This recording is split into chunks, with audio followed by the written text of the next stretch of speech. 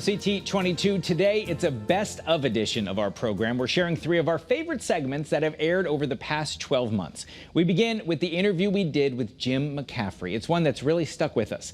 In early November, the Trumbull High School teacher ran the New York City Marathon. He was part of the Team TCS Teachers Program, a running group made up of more than 50 teachers chosen from across the United States. McCaffrey is an English teacher and cross-country coach who has experienced unimaginable challenges and loss in his life.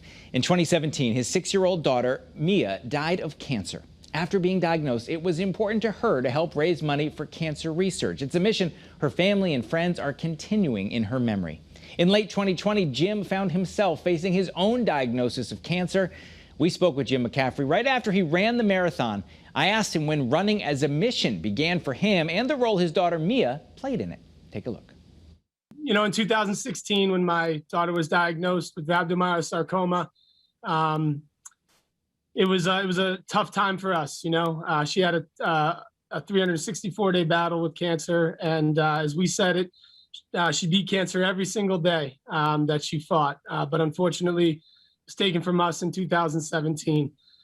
She was treated in New York City at Memorial Sloan Kettering, and you know, as far as running goes, I found myself running the city a lot with her in the stroller as we go from treatment to treatment and go to our apartment that we were staying in the city then.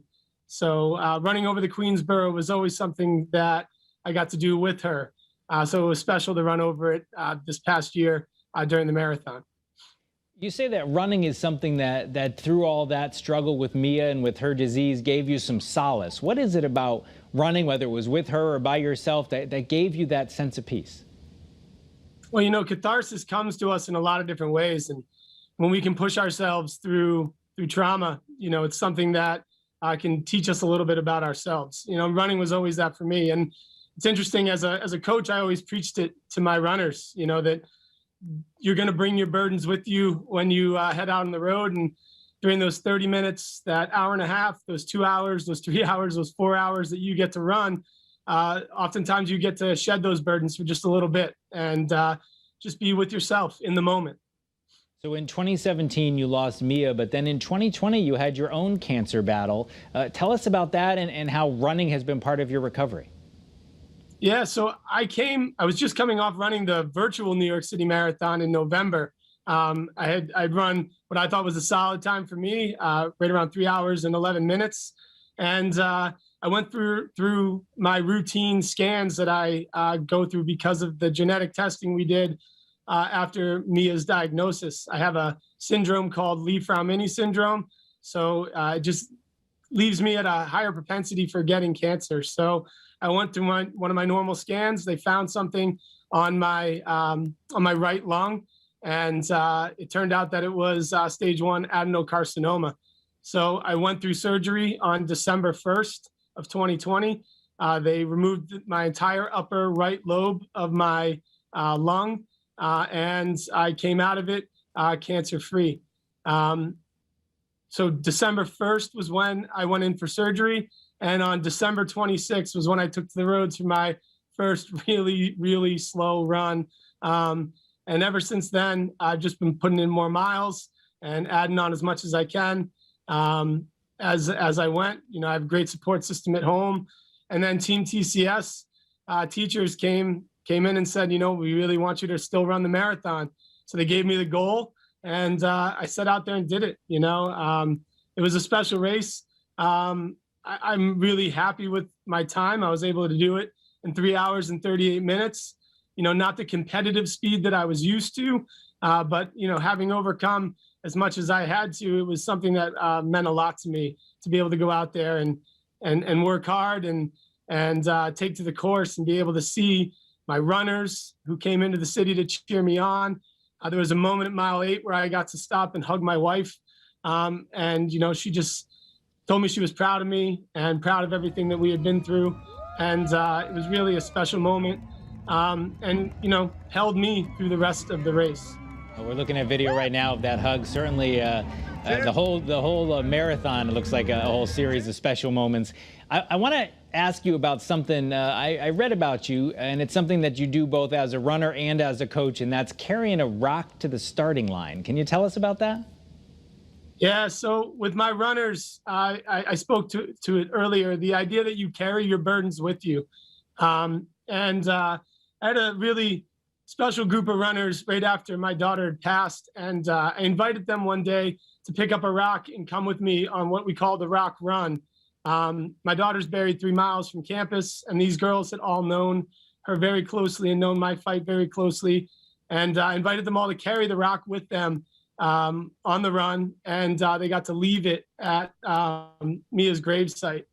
And then after that, I wanted to figure out a way to incorporate that message into the future teams without trying to replicate something so personal and so important. So what I started to do was at the beginning of the season, I told them all to go out and get a rock. We do a workout where they have to carry it with them. And then halfway through the workout, I talk about how all of them were carrying this rock with them, how some people probably were looking at the rocks of the people next to them, talking about how they were bigger than theirs, and maybe they didn't pick up a big enough rock, or maybe they looked at theirs and theirs was bigger than everybody else's. And I take this metaphor and kind of relate it to the burdens we carry in our lives, that all of us have to carry something with us. So when we go to the starting line of our races, our girls bring their rocks with them. They put them down at the starting line, and for that bit of time that they get to run the course, they get to shed their burdens, fully aware that they have to pick them back up after they cross the finish line. And when you ran New York, I know you had a rock that you carried as well on that same symbolism. So there's so much from your story that may inspire our viewers beyond the fact that some might just be saying, geez, I guess I should have gone for a run because the guy ran a marathon in 3.5 hours and half of his lung is missing. But beyond that, what do you want people to take from your story? It's such a touching story, Jim, in so many ways, but what do you hope other people take from it?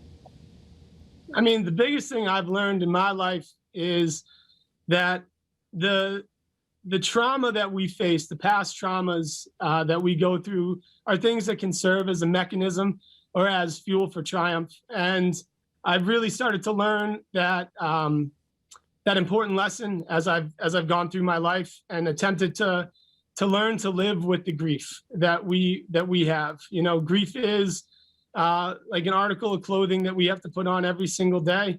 I carry Mia with me every single day that I come to school, that I go out in the roads, that I run, you know, that I meet people, and that, you know, that while it's something that defines who I am and something that will always be with me, we have to keep moving forward. You know, sometimes it's just one step at a time, and we have to learn to take those past traumas and turn them into triumph. Well, we just saw a very cute picture of you and Mia together smiling. You talk about carrying her with you one step at a time. Sometimes all those steps, when you take them together, they end up being the New York City Marathon just 3 weeks ago, putting together that time. Obviously, overcoming loss, overcoming health struggles.